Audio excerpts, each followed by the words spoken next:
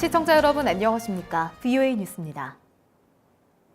한반도 문제를 다뤘던 전직 고위 외교관들은 2차 미북 정상회담 합의 결렬 이후 앞으로 미국은 실무협상 중심의 전통적 외교로 전환할 것을 제안했습니다.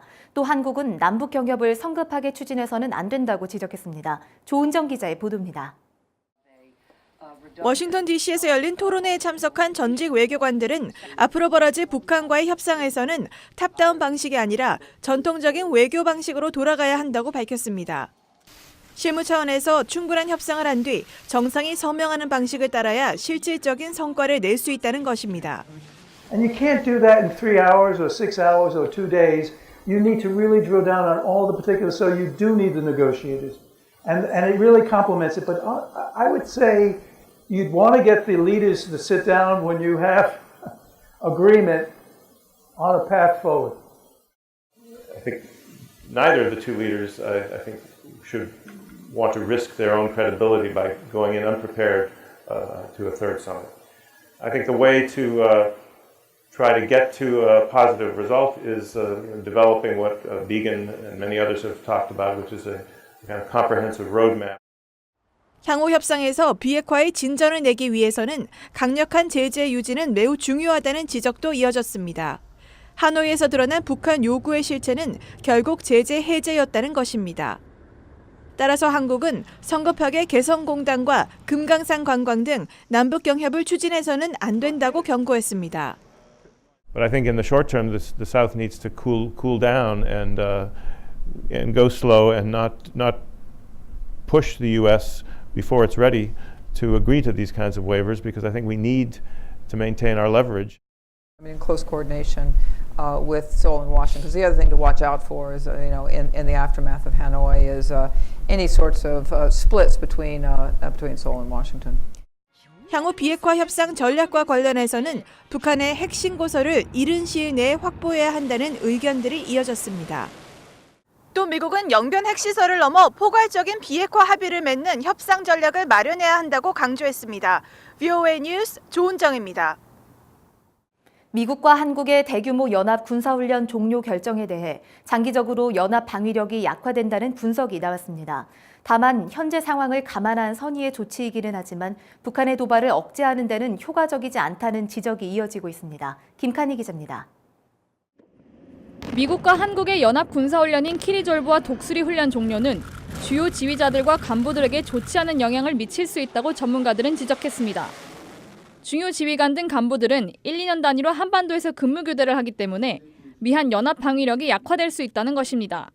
If someone misses a rotation or the rotation is not as good, you may or may not have a chance to make that up again. And as we know, U.S. military personnel rotate in and out of Korea. And the phrase that you hear a lot of U.S. commanders say is, it's fight tonight, that we need to be ready to fight tonight.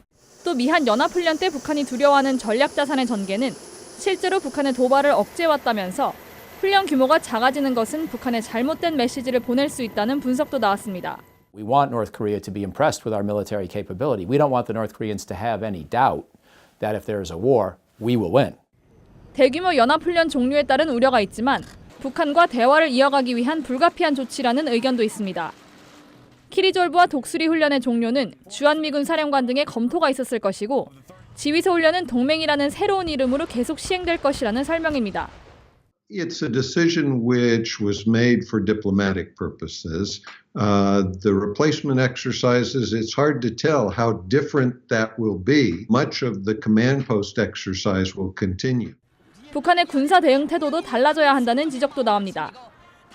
북한도 상응 조치로 신규 훈련을 중단하고 핵시설 폐기와 검증 등 북한이 비핵화에 진전된 조치를 실천해야 미한 연합훈련 종료에 의미가 있다고 전문가들은 강조했습니다. VOA 뉴스 김칸희입니다. 미국 국무부는 2차 미북 정상회담에서 비핵화와 관련해 미국과 전 세계의 입장을 명확히 했다고 밝혔습니다. 로버트 팔라디노 국무부 부대변인은 정상회담 합의 결렬 뒤 북한 측과의 연락 여부를 묻는 질문에 외교 채널 사안에 대해 언급하지 않겠다며 이같이 밝혔습니다. 또 미북 양측은 상세한 입장을 교환하고 여러 사안들에 대한 차이점을 좁히는 진전을 냈다면서도 스티븐 비건 대북정책 특별대표의 방북 계획에 대해선 발표할 것이 없다고 말했습니다.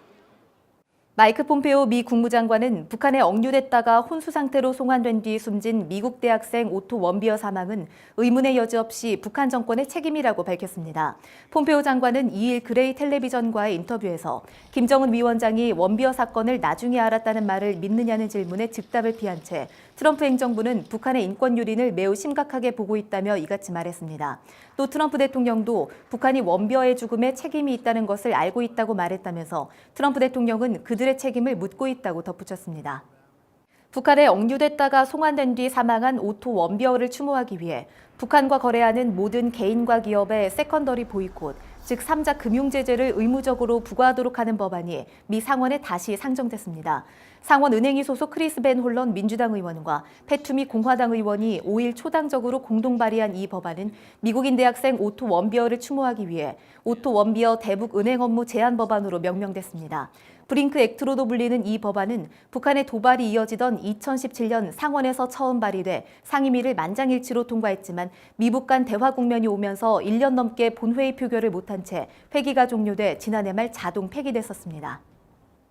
짐바브웨 주재 북한 대사관 소속 외교관이 불법 밀렵과 연계돼 관련 활동들이 조사 중인 것으로 전해졌습니다. 짐바브웨 외교부는 현지 언론을 통해 짐바브웨 주재 북한 대사관 김창수 무역관의 활동을 조사하고 있으며 불법 밀렵 활동과 연계된 것이라고 밝혔습니다. 김창수 무역관은 지난 2016년 10월 에티오피아 공항에서 코끼리 상아를 불법 반출하려다 적발됐지만 기소 절차 없이 풀려난 것으로 알려졌습니다. VOA 뉴스 마칩니다. 시청해주신 여러분 고맙습니다.